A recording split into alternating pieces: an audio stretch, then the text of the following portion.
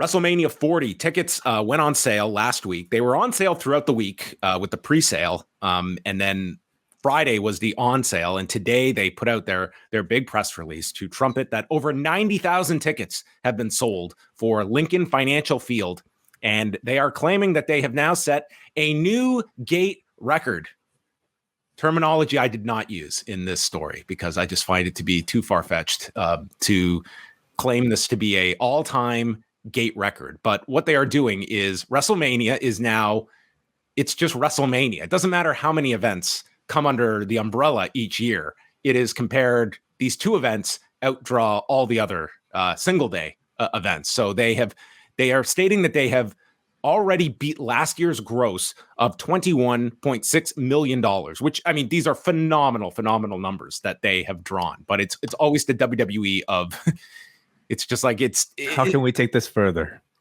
Exactly. It's like the truth is it's incredible business that they have drawn, and it's just still the need to be somewhat misleading. But if you are looking for legitimately the single day gate record, is still WrestleMania 32 from AT&T Stadium, which did $17.3 million, which when you adjust for inflation is pretty much what they have done for two nights of WrestleMania last year and this year, which to me only emphasizes how gigantic that WrestleMania was in 2016, that they did that for one night.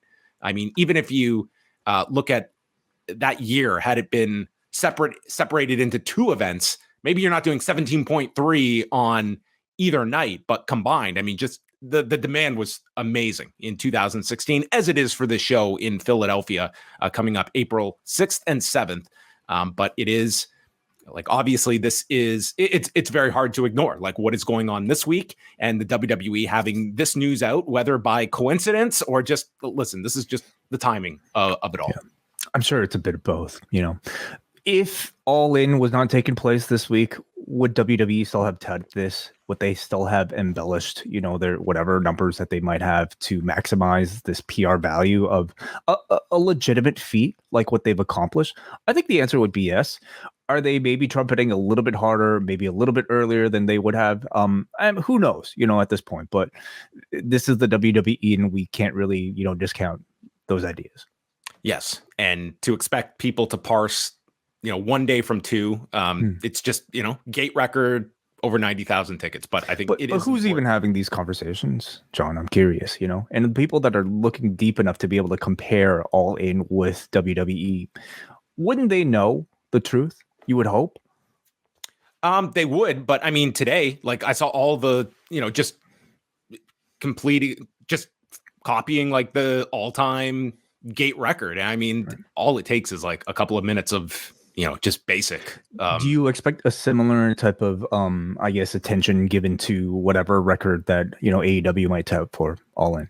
I am curious how AEW handles the promotion of that number. It's one thing to draw it, it's another to market the number. That is part of the game, is getting that out there. And if your sports business journals of the world are covering this story on Sunday, that to me is what AEW needs to do. And, you know, it's not so much the Post Wrestlings or WrestleNomics of the world that are going through these numbers and promoting them, but WWE seeing that it, like, on the front page of a sports business journal or Major Trades or Variety covering this kind of stuff. That is where I think they want to have their figures out. And I mean, ultimately, it's an amazing promotional tool for just pro wrestling if you can have these numbers side by side. Like, here is one company that has sold 90,000 tickets over two nights for their franchise event, and here is the competitor that has drawn over 80,000 fans for a show in London, England. Like, to me, that just is, it tells you where, you know, where the ceiling is for big franchise pro wrestling events. Even if the AEW number, it's weird. Like, here is this gigantic number that they are drawing on Sunday, and yet domestically right now, like, you can see where ticket sales are in the US, and this is hardly a booming period for AEW, but this Wembley Stadium show has sort of been a mirage. Like, here is, you know, where business has been a bit soft in the US, and yet they are about to stage by far their biggest event, and legitimately one of the biggest events in wrestling history. Yeah, absolutely. I mean, it almost feels like it's almost a different game that they're excelling at versus the one that they're always playing here, in North America. But nonetheless, the game of a wrestling promotion is to promote, and whatever you're given, whatever win you have, you try to make it seem as big as possible. How far will AEW go to make this win feel big, or is there something holding them back from maybe embellishing a little bit for themselves? Do you expect All In to begin with Tony Khan in the middle of the ring for his Vince McMahon WrestleMania 3 welcome? Like, this is his signature show. Yeah. And does he open the show with that, very iconic callback, or is that almost too copycat to a very famous scene of WrestleMania 3? Perhaps, and I feel like maybe Tony, I don't think he's exactly prone to appearing on camera these days. Like the guy appears on camera quite often, and especially when there's something to announce. I feel like that setting would be fitting to have a Tony Khan appear at some point. Maybe not necessarily the opening, but at some point, I think it would be actually nice for the entire promotion just to be able to say, "Hey, thank you guys for coming here. We've achieved blank."